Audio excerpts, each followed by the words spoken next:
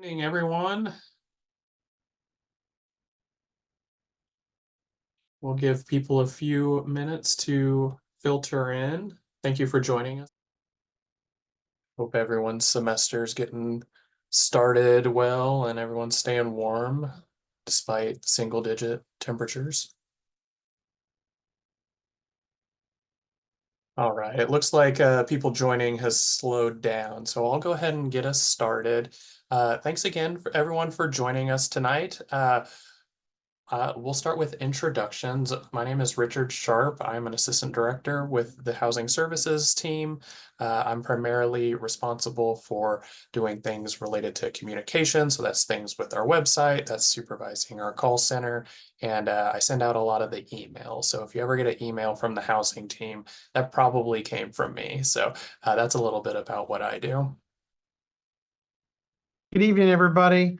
My name's Carl Diesso. I serve as your Assistant Vice President for Housing Services. And I'm here to support Richard and the team and answer questions and look forward to sharing details about our process with you for this year. Absolutely. All right. So as we get going, a little bit about what we're doing tonight. We're just doing an overview of our housing renewal process. So as we enter our contracting season for the 25 and 26 academic year, let's talk about what housing renewal is. So this is basically the process for anyone who's a current resident in university housing. You would like to live in university housing again next year, this is how you apply. So what we're going to do is we're going to talk about what that process looks like. If you have any questions along the way at all, please feel free to use the chat or Q&A function. Carl's going to be answering those as we go. He might hop in and ask that I draw my attention to one if it's good for everybody in attendance to hear the answer to. But feel free to utilize that, ask questions as you have them, and at the end here, we'll also do a quick run through of where to find things on our website. So the most helpful links and where information is. So that is it. So let's get started. So to give a bit of an overview of the process, up to 1,500 beds will be set aside for contract renewal. So this is the amount that we've set aside for renewal in the past. So will eventually get to make those offers throughout the duration of our process is our goal. So how we in practice get there, initially what we'll do is we'll offer about 800 students who have express interest in applying for housing. And then as we make our way through our spring semester and our interest in housing becomes clearer for the incoming first year classes and all of you on this call and other current residents, as that becomes a little bit more clear about how many people are seeking university housing, we'll continue to extend offers as we have space available. So again, like I mentioned, the renewal process is limited to current university housing residents. If we get to a point where everybody who's a current resident has been made an offer for housing, we will eventually open up the upper class housing program to other groups of students. So that includes transfer students, students who are not currently residents in university housing, and even grad students. So if you are a current university housing resident, this is your process and you are eligible for this.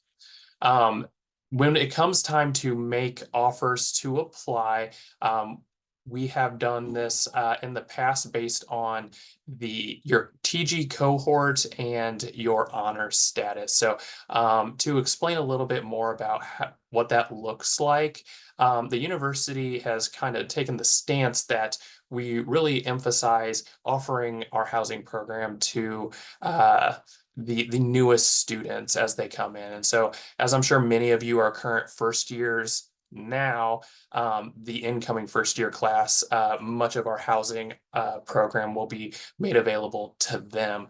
So that emphasis continues into our renewal housing program as well. So to explain how the groups and the assignment order works, when it comes time to offer students to apply, our current first year students who are also honors will be offered to apply first. And then after we've offered those students, then we offer current first year non-honor students. And then after current first year non-honor students are offered, current sophomore honors students are offered, and then non-current or non-honors current sophomores, and so on and so forth. So we continue to prioritize our younger groups, the students who are potentially still familiarizing themselves with campus and transitioning to college. And so that's why you see that emphasis that way. Um, the communities that are eligible for assignment are going to be primarily our lease location. So you may be familiar with several of these. This is going to include some opportunities for assignment in Bellevue Gardens, Jefferson House, University Square, UPA, the Union, CP Sensi, our communities like that. So we unfortunately don't guarantee a specific location in any specific community based on when you go into the application and select your space. You'll be able to choose any of the available spaces at that time. So we'll talk a little bit more about that here in a moment. All right. And then that for any special populations, there would be opportunities to reside in the campus core. This includes students like with accommodations, athletes, other similar groups that may have extenuating circumstances. All right. And then, as always, we encourage all of our students to explore all of your options. Don't put all your eggs in one basket.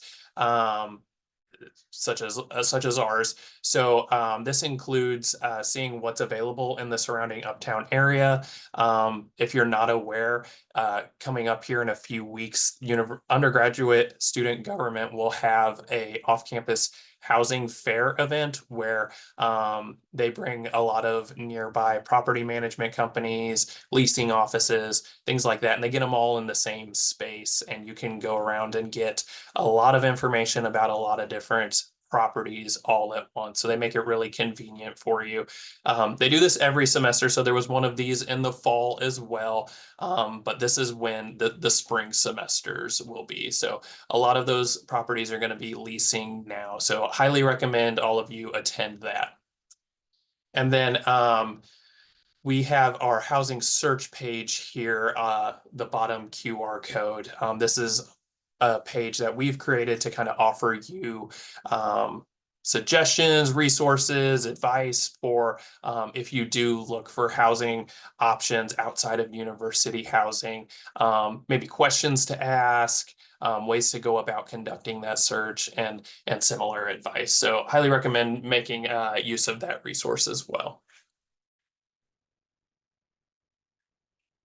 All right, so let's talk about the specifics of housing renewal and its process.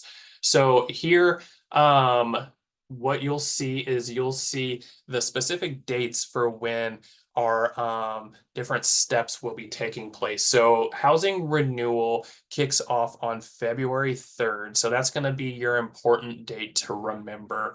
If you are interested in returning to live in university housing, during the week of February 3rd through 10th, you must go into the housing portal and complete what we call the intent to renew form. This is basically going to be like 1 to 2 questions, and it's just asking you to say, hey, I want to live in university housing again next year. So this is not the application.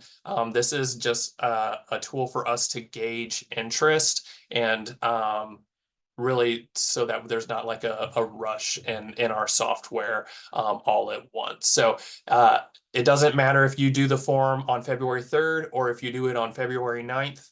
Sometime in that week, go into the portal and fill out that form. Then after February 10th, our team will go through in the order that I described earlier. So based on your cohort and your honor status, and we will make offers to apply based on those criteria. So we anticipate sending those notices to selected students on February 12th. And so if you receive this notice, you'll be able to actually go into the housing portal the week of February 17th through 24th and complete the application. So it's important when you're doing the application that you do both the terms and conditions, so agreeing to those, and that you pay the application fee. That's what we consider a complete application. If you are Pell eligible, you shouldn't have to complete the fee. But if you are seeing a page that's asking you to pay that and it's not letting you progress, please just call our office and we'll work with you. So when it does come time to select rooms, so many of you may know this, some of you may not, but I apologize if you can hear my 2-year-old in the background. Many of you may know this, but you can select your own space for renewal housing. So we will, similar to move-in, we will send out time slots for when you can go into the portal and select your space from the available options. Now, before that occurs, and this is going to be the very last week of February, before that occurs, I highly recommend if you have a roommate that you would like to live with, you go into the housing portal and create a roommate group. You probably remember doing this last summer, but verify your roommate group so that your group leader can go into the portal and select the space for the both of you. If you are selected to apply and your desired potential roommate unfortunately is not selected to apply, you will need to probably look for a different roommate. Roommate preferences must be other people who are selected to apply. In order to help facilitate that, our RED colleagues, as well as our own team, will have various opportunities available to meet other people and get to know who else was selected and who else is looking for roommates. So we're offering tools to meet other folks who may need a potential roommate. And so once you get your time slot for selecting your room, you just go into the housing portal, select where you want to live, and then you are good to go. So that is really the kind of entire overview of our process. This last slide highlights a couple of our primary steps to remember.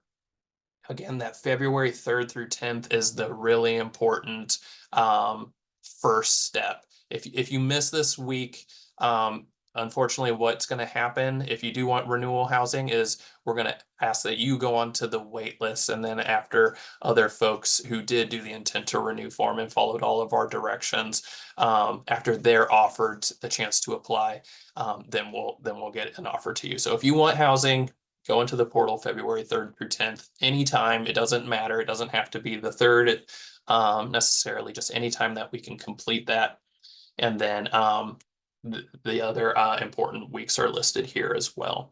So that is an overview of our process. I'm not seeing questions really in the chat. Carl, have we gotten any? None so far about the process, Richard. I think did a good job. Oh, one just came in here. Okay, perfect.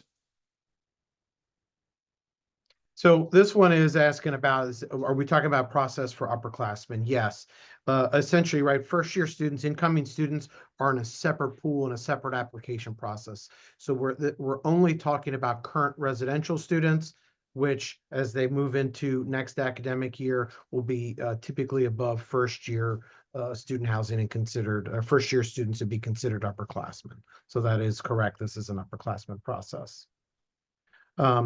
Richard, I see maybe on the slide there, go back for folks where it talked about the housing fair. You want to pull that date up again and any information while you're pulling that up, I'll talk about it. The housing fair, we've been working with student government. That's sponsored by student government. And some of you may be aware that Student Affairs is adding some additional resource areas and staff dedicated to the rest of the student population that don't live in university housing. So that fair, we've been able to get them to push that back a little bit into the semester. In previous years, would have already happened, would happen the first week of classes and before our process even kicked off.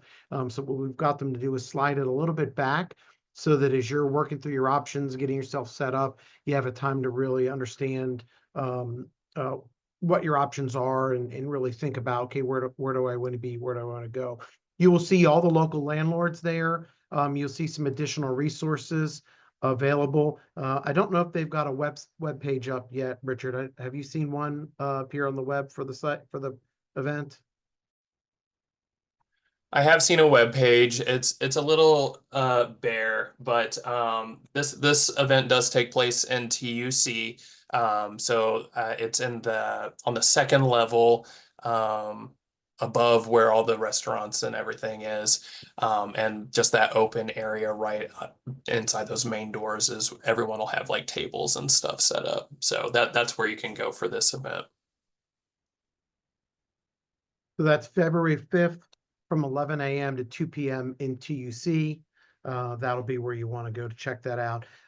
Information should be on the Student Affairs website. We'll make sure it's posted on the housing website if it's not already there. But that is the event, and again, timed in sequence with ours, so you can kind of make a decision and weigh through all your options. There's a lot more complexes open. I'm sure you all are keenly aware of the development that's going on around us. The university is not trying to snatch everything in the marketplace because we want to make sure that there is plenty space available for all of you as you're making your decisions, whether it's in the portfolio of the university managers or outside in the community. So lots of recent additions, and there's even some new buildings coming online. If you've driven by and familiar with the space adjacent to Kroger, there's a new apartment complex that'll be coming online there. The former credit union site that'll be available to students. There's a space next to Adriatico's, which will have a volume of beds. The university is also going to be in that building. The Eden is not in our portfolio for next year, so those spaces will be open and available for you to lease directly from. So there's a number around, a number new coming to the marketplace. Again, another question, is this for undergraduate students only? Yes. Carl, before we move on, there's a Yeah. couple other questions that we do have about housing renewal as well, or not the fair as well. So like, do we need to treat it like a career fair? Like, do we need to dress up? Absolutely Oh, not. that, yeah, great question. Great question. You don't need to. It's very informal. There's dozens of properties that are there, and they're just like giving out pamphlets. Some of them have like food and stuff, other various like giveaways, but it's very informal. It's just to purely provide you with information about their services that they offer. So good question. Um, okay, so yeah, then we'll start to make our way through these other questions. Sorry, I interrupted you, Carl, but is this That's for good. undergraduate students only? Initially, this is for undergraduate students only. So you'll see here on this slide, it's currently limited to current university housing residents. So our graduate housing program is its own separate process. If you are currently in that, you will be receiving information about how you can renew. If you are an incoming graduate student, that process kicks off generally in March, but we do have a graduate housing webpage on our website that I would encourage you to visit. Our graduate housing program is fairly limited, so I would definitely encourage you to use our housing search page, go to the off-campus housing fair, and do some of these other similar practices that we've been talking about. How do we select who moves forward in the process? That's a great question. So I described these groups that we're dividing the people who complete the intent to renew form. So basically, ideally, we would offer an entire group and then just like be done. But sometimes, like if we hypothetically got to our initial 800 people that we plan to offer, and that's like halfway through the next group, within a group who gets offered is randomized. So again, there's no emphasis on when you do that intent to renew form or anything like that. It's just do the intent to renew form. we'll divide everybody up into those priority groups that I described, and then within that, it's random. Can I keep my same house? I'm in the Gen 1 house. I'll jump in there real quick, Richard, on that one, because there's a couple Gen 1 questions that have popped up. What I would encourage you to do, if you're in a special group like Gen 1 or a sorority, or you're an athlete, or maybe you have an accommodation from accessibility resources, you'll want to work back through your contact with that group. So Gen 1 in particular, right, you'd want to reach back to the support group there with Gen 1 and ask them what their rules are going to be. Can I stay in this space, or do I need to move on from the space next year? If you are in a group that is kind of centrally managed, like an accommodation or an athlete, as opposed to a very defined group, the university housing team will reach out to you directly next week before the process even kicks off. We'll give you some instructions about what you're able to retain and where you're able to go as part of the process. We don't have it written here. I know Richard was talking through, while a majority of the most proximate housing is reserved for our incoming first-year students, we have beds in all buildings. We have spaces in all buildings for a variety of students. And a bulk of them, again, will be in our lease locations in our apartments. But as you work with our team, as we're working through unique circumstances, we're trying to make as many options available across the entire housing portfolio. So what I would say in that process, if you're, again, outside of those groups and you're going through, where can I end up? Where can I be? Go through the process, do your self-selection, get yourself into a bed, right? Take the offer, get yourself into a bed, and then you can engage with our team about what opportunities we have to look at for room changes later on in the process as things become clearer. Richard noted, right, that we'll initially offer about approximately 800 students. Our intention is every week, as cancellations occur, to continue to work through that wait list, and as the picture becomes clear for overall housing interest, to expand the number of offers. Last year, the year before, we worked every week, and we made it through all the those that went through the intent to renew, and ultimately even those non-renewal students, those offers were made as well. The intent to renew, I think we finished, Richard, correct me, I think we finished by the end of March, right around spring break last year, in terms of making those weekly offers. So we'll continue to push hard and see if we can do the same thing again this year. All right. Is this also applicable for summer? I see several summer questions. This is for academic year 25-26. So this is a separate process from our summer housing information. Here shortly in the next month or two, it again usually opens in March. We'll send out information to all current residents about our summer housing program if you are interested in living here over the summer. But no, summer housing is completely separate from this. Great question. We talked about roommates, but if you're seeking a single, is that possible? So yes, it is definitely possible, and the vast majority of our renewal spaces are going to be singles in apartment style housing. So they are primarily going to be singles. But again, I just want to make sure that I say that we never guarantee like a certain building. We never guarantee a certain room style. So it's based on what's available at the time that you go in to select your space. But you are absolutely able to get a single room. All right. How many options do we get for housing next year? I don't know the number off the top of my head. I mentioned several of the properties that we anticipate having some of our renewal program in. There's the Union, CP Cincy, Bellevue, Jefferson House, probably in Corey, some in UPA.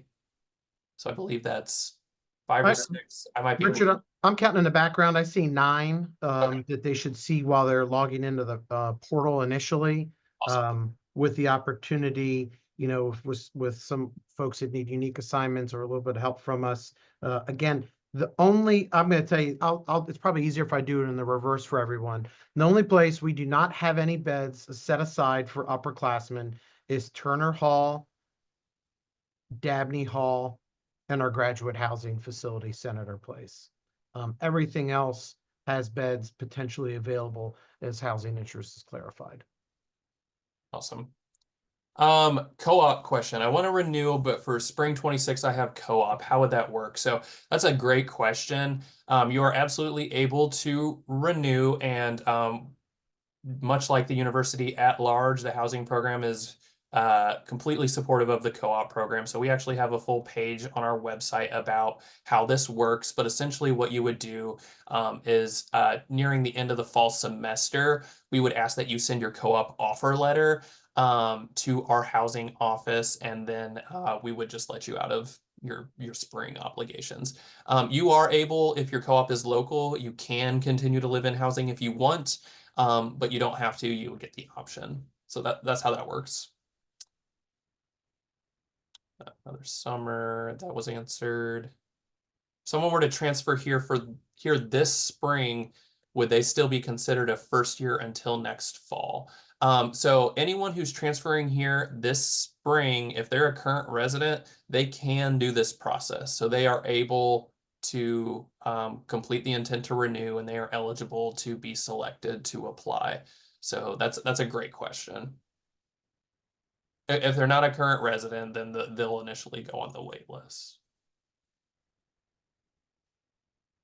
Richard, there's a question in here about how many spaces per building are available in each location for sophomores. So it is not, the beds are not allocated out by academic year, by cohort. What we do is we have a volume of beds that are available across the portfolio. And then as we select students out of the interest form, we put them in priority by their cohort order. So let's just do this in simple math terms for you. Let's say there are 100 beds available, and we get 75 requests from sophomores and 50 requests from juniors. Okay, so if we have 100 beds, 75, we've said the sophomore cohort is in that first priority, we would offer out to that full group. We would then wait to see how many people don't select. They get 5 days to do that. How many people don't select? And then let's say that 75, 25 of them don't select to sign a contract. So that means we're down to 50 out of the 100 beds that are allocated. We're going to go to that junior group that was already 50 people and offer to everybody. And that's how we keep working every week, and how we're able to work through every week, because we're continuously making offers and then rescinding them for those that don't take action. Now, the question there would be, let's say I don't take action. Am I done? Am I cooked? We give me housing again. It's okay, right? There's no penalty other than you just missed your priority in line. It's like registering for classes if you miss your priority time. Come back to our housing team, let us know you're interested. We'll reactivate you in the next group that's available. The next time it's available to send an offer out, we'll reactivate you and get you into the program. Timing there just is changes what's available to you in those buildings, but that is essentially how that process is going to continue to work week from week. All right, I'm seeing another co-op question. What if your co-op is in the fall 25? That's a good question. We also have a spring application. It typically opens in October. So what you would do is, if you don't need fall housing, you don't need to do this process. You would complete our spring only application when it opens in October of 25. Good question. Richard, I'm Um, going to take the disability question here. If folks have accommodations, just some clarity on that and how that works. The university's accessibility resources office receives and reviews all of those. And so they're evaluated on a scale of, can that housing be provided somewhere in the community? Can it be provided in the housing program? Does it need to be provided? Can it only be provided in the housing program? So there are some accommodations that are noted as university gives them priority in the university housing program. You would already know that because it probably was designated and shared with you when you applied last year for housing, or whenever your application came in to get you into the housing program. Right now, we will be sending out new letters next week. So what I would say is, if you have an accommodation and you don't get a letter next week, that's the time to reach out. Otherwise, you're generally going to know if you're being pulled through that process in a particular way. Does it give you a high chance? Yes, if you're in a group that has been, your accommodation, the university is required to meet that and required to provide space, then we are going to meet that and provide that space. So that's where that works. Yeah, if you have any questions about whether or not your accommodation is designated as, housing priority, or whatever you might call it, I would encourage you to contact accessibility resources. Carl, myself, our team, we do not make that determination whatsoever. So if the accessibility resources office tells us university housing must offer this person housing on campus in our program, we will do it. If it's a accommodation that might be able to be accommodated elsewhere, you would likely be placed in the same priority grouping process as everybody else. But I would highly recommend just reaching out to accessibility resources. I'll take Um, these next two because I think the two that are in here are kind of similar, Richard. okay. Is the housing renewal for one semester or one academic year, both semesters? The answer is both. It's really your choice as to what you want that to be. So we try to have the most flexible terms available for students. If you heard us talking about co-op before, so if you know for an academic experience like an internship or a co-op, if you need to end your contract early, you can petition. There's no penalty for that. As long as it's tied to the academic program, we release you from it. So that would be, I'm here for the fall and I need to get out for the spring, no problem. Vice versa, you heard Richard talk about, I'm not going to be in Clifton for the fall, but I'm coming back for the spring, right? We would just get you in for the spring semester. Now, let's say you don't want to, you don't have an academic activity going on in the spring, but you want to have yourself an out. There's a couple ways to go about that. Initially, you can sign a semester only contract with us. We do have that option for anybody that's not housing required. So if you're not a first year student coming from greater than 50 miles away, which everybody on this call, as we're talking about this process, would generally be in a category of not housing required, you can select through the application process that you want a single semester only. There's a small surcharge that you would pay to be released after one semester. And if you decided you wanted to change your mind later and stick around for the second semester, we would just discount your spring rate by the amount of the surcharge. I think it's $500. I might have the wrong number in my head, but I think it's Sure. $500 is how that is. So again, if you'd pay that in the fall, you decide you want to stay in the spring, we would just discount your spring bill by $500 because you've already made that payment. So you're not out anything extra. The backside of that, I see this question: are you binded to live in campus housing if you submit your application or select a room? So our contract has naturally built into it a cancellation period without penalty, and there's a graduated penalty there. Moving on, so you've got, I think, 72 hours to cancel that without any penalty at all. After that, there's a cancellation fee, and then after you move in, that's when the actual rate kicks in, and we would start assessing more significant charges to your account. So anything up to that point in time, it's really just the cancellation fee per the terms and conditions. What I would encourage you to think about, if you're trying to figure out where you want to be and what's going on, work quickly. If you snatch a room and you've got yourself settled, but you're still shopping, you're keeping that room from another student that this may be the only option they can afford or the only option they can get into or the only thing they're interested in. So try and work through that quickly. Things happen, so we don't judge anybody when they make their cancellation, but we would just encourage you to be mindful of fellow Bearcats and move quickly through the process if you're ultimately going to cancel. All right. So I believe we are done with this presentation. What I'm going to do is I'm going to pull up our housing website here, and then I'll share my screen again.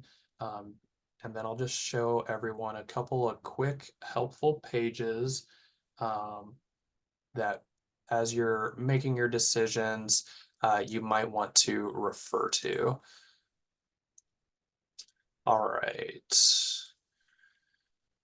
So here we are on the housing website, and again, if you're ever curious about how to get to this, if you just Google UC housing, it's the first result. So if you don't know what our URL is, like maybe I do, or have it bookmarked, that's an easy way to find us.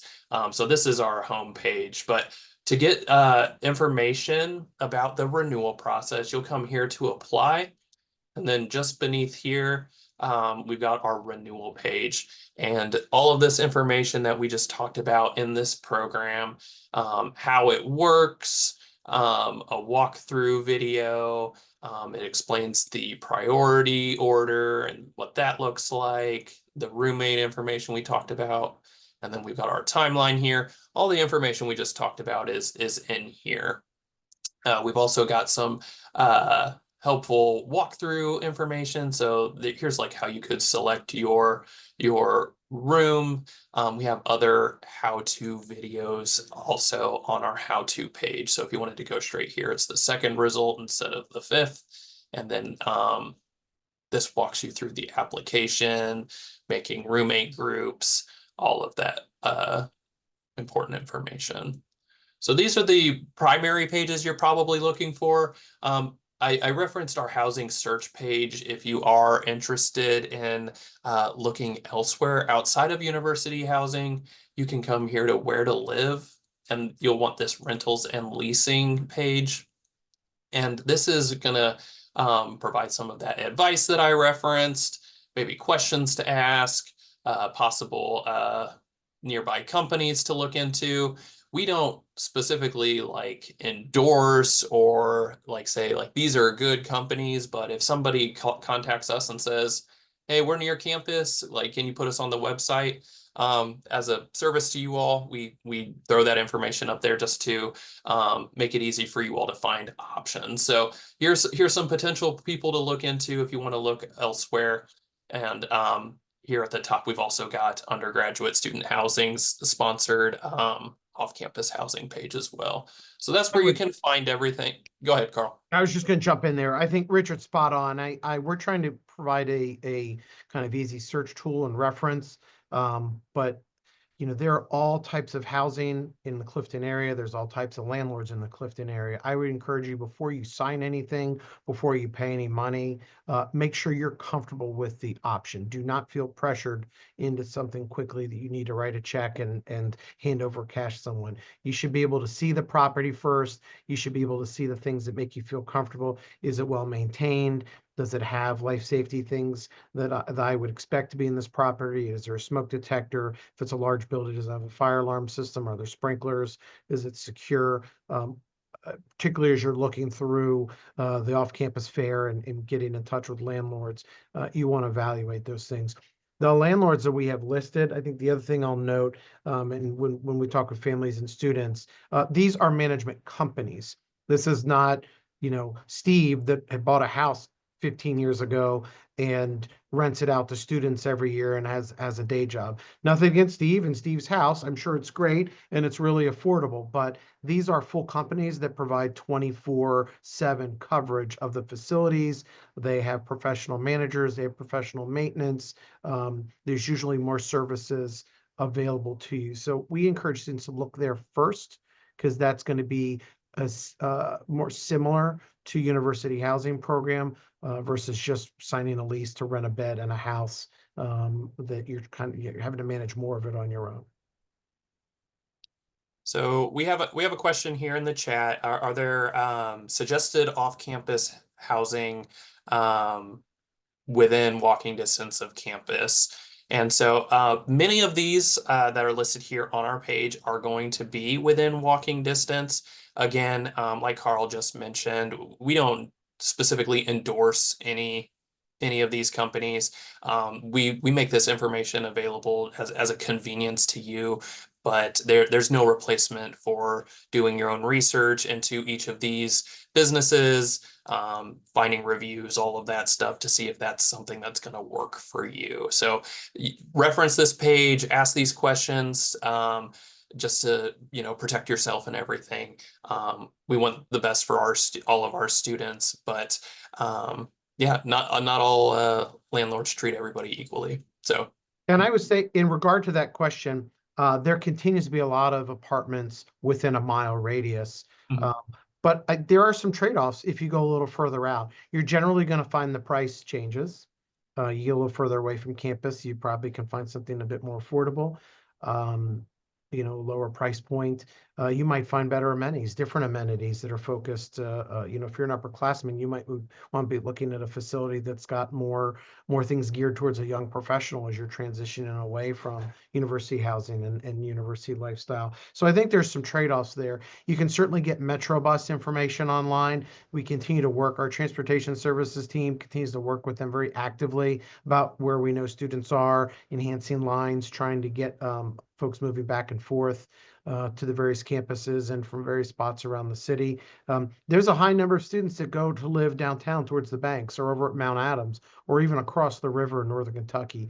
You really just have to work through what is going to be a good option for me in terms of things I need to be successful, things I need to be comfortable, what can I afford, and what does my transportation look like. If you do not have independent transportation, definitely you need to take a look at the Metro bus schedule to understand what that is and what that means for you, and really do the trade-off analysis there of, okay, it might cost me more to live across the street from campus, but if I don't have a vehicle, I'm in more control of my schedule in the day when I can get back to my personal space and my personal belongings. So our team's happy to help. Student Affairs has got some resources set up. There's new staff that's been hired. They'll be available at the fair. You can make connections with them. To the point Richard's making, do your due diligence. We're here to help you. We'll talk through it.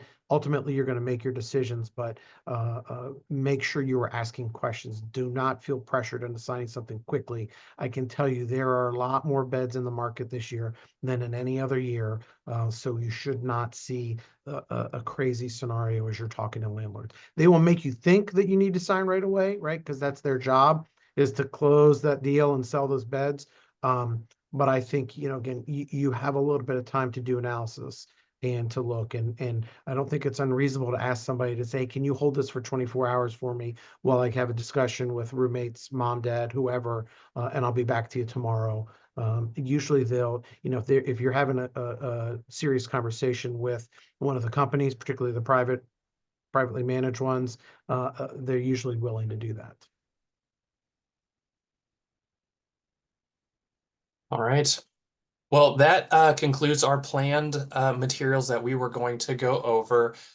If you have any other questions, please drop them into our Q&A. Carl and I will be available for a few more minutes to answer any lingering questions that you might have. But the last thing I do want to cover here is just our contact information.